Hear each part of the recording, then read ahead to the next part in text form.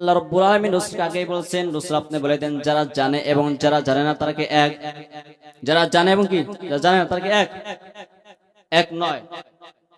আল্লাহ রাব্বুল আলামিন বলেছেন জিজ্ঞাসা করেন যারা জানে এবং যারা জানে না তারা কি এক? এই রাসূল সাল্লাল্লাহু আলাইহি ওয়াসাল্লাম বলেছেন যে যারা জানে এবং যারা জানে না তারা এক নয়। দুনিয়াতে মানুষ দুই ভাগে বিভক্ত, একটা হচ্ছে কি জানা পাঠী, একটা হচ্ছে অজ্ঞান পাঠী, একটা কি সজ্ঞান পাঠী। অজ্ঞান পাঠী মানে কি? আমরা জানি যা করে নেশা দেখে মানুষ অজ্ঞান করে ফেলে। আপনি ঢাকা শহরে গেছেন, ঢাকা শহর থেকে আপনি গাজীপুর চৌরাস্তা আসবেন, দেখবেন অনেক জাম বাজে, অনেক মলম পাঠিয়ে আছে। আপনাকে আপনার পাশে বসার পর আপনাকে বলতেছে ভাই আমি দুইটা কলা আনছি, আপনি একটা কলা খান, আমি একটা কলা খাই। আপনি বলছেন আমি অপরের জিনিস আমি খাই না। তারপর বলছে যে আমি বিস্কুট বাই করলাম, এখন আপনি বিস্কুট খান। এখন আপনি চিন্তা করলেন যে বিস্কুটের ভিতরে কিছু দিতে পারে, কিন্তু কলা হচ্ছে আল্লাহ তাআলা প্রদত্ত জিনিস দিয়ে ঢাকা, কলার ভিতরে কি দিবে? কিন্তু ওই বাটপারে কি হচ্ছে কলার ভিতরে মলম আগে ঢুকে রাখছে। যখনই আপনি খাইছেন তখনই আপনি অজ্ঞান হয়ে গেছেন, সাথে সাথে আপনার পকেটে টাকা পয়সা যা ছিল সব রয়ে গেছে। এটা আমরা জানি অজ্ঞান পাঠী, কিন্তু এটা অজ্ঞান পাঠী না। আল্লাহ তাআলা ভাষায় রাসূল আকরাম সাল্লাল্লাহু আলাইহি ওয়াসাল্লামের ভাষায় তারা অজ্ঞান পাঠী, যাদের কাছে দুনিয়াতে টাকা পয়সা আছে, ধন দৌলত আছে, নারী আছে, গাড়ি আছে, অর্থ সম্পদ আছে, কিন্তু আল্লাহ নাই, রাসূল নাই, ঈমান নাই, ইসলাম নাই। তারা রাসূল আকরাম সাল্লাল্লাহু আলাইহি ওয়াসাল্লামের ভাষায় হইছে অজ্ঞান পাঠী, ঠিক কিনা? তারা কি রাসূল আকরাম সাল্লাল্লাহু আলাইহি ওয়াসাল্লামের ভাষায় কি অজ্ঞান পাঠী। আর সজ্ঞান পাঠী হচ্ছে যাদের দুনিয়াতে টাকা নাই, পয়সা নাই, ধন দৌলত কিছুই নাই, দিন যায় দিন আনে দিন খায়, পরের জমিনে কাজ করে, কেমন কি মানুষ যা ইচ্ছা তাদের সাথে তাই ব্যবহার করে, কিন্তু তাদের সাথে আল্লাহ এবং রাসূল আছে, ইসলাম আছে, ঈমান আছে। তারা হচ্ছে আল্লাহ এবং রাসূলের ভাষায় সজ্ঞান পাঠী। এমনকি আপনাকে একটা উদাহরণ দিলে ভালো করে বুঝবেন যে আল্লাহ রাব্বুল আলামিন কি বলছেন, কুল হাল ইয়াস্তাউল্লাযিনা ইয়ালামুনা ওয়াল্লাযিনা লা ইয়ালামুন, যারা জানে এবং যারা জানে না তারা কি এক নয়? এই পৃথিবীতে সব থেকে ধনী কে বেশি বর্তমানে? নাম শুনেন নাই? বিল গেটস শুনছেন? সব থেকে কি বিল গেটস সব থেকে ধনী বেশি। যে বিল গেটস এমন মানুষ আছে যে মজা করে বলে বিল গেটসের পকেট থেকে $1 পড়ে গেলে সে টাকা উঠায় না। সে কি টাকা উঠায় না? সে উঠাবে কি কারণে ভাই?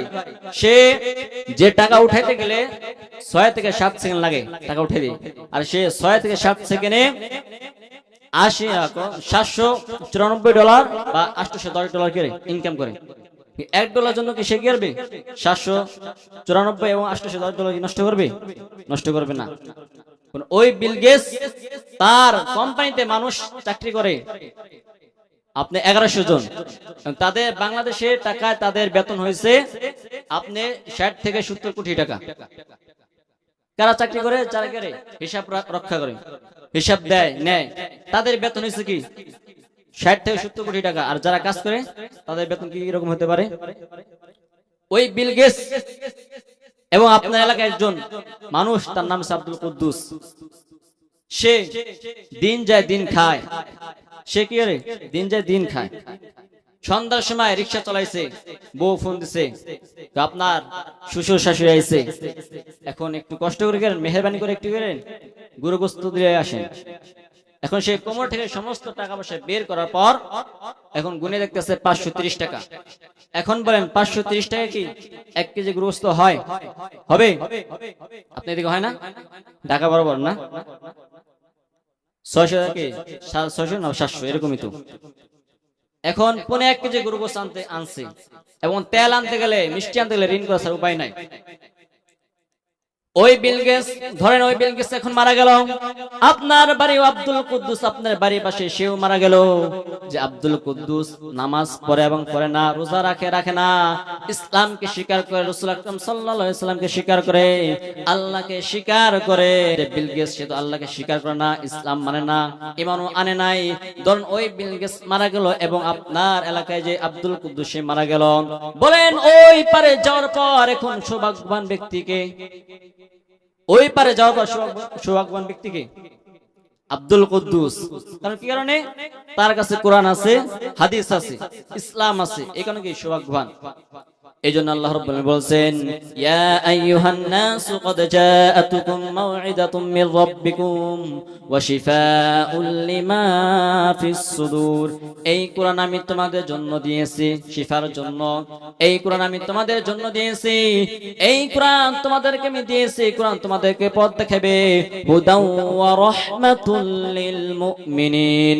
হুদা মানে কি? হুদা হইছে কোরআন তোমাকে এমন ভাবে পথ দেখাইবে, এই কোরআন তোমার সামনে থেকে শুরু হবে এবং তোমাকে জান্নাতে নামানোর আগ পর্যন্ত তোমাকে ছাড়বে না। হুদা, এই কোরআন কি? হুদা, তুমি পথ দেখাবে, ডান বাম দেখাবে, কেমনে চলতে হবে। দেখবেন যেখানে চার রাস্তা মোড় ওখানে কি সরকার কি আছে সাইনবোর্ড টানাই দিছে। কি কারণে?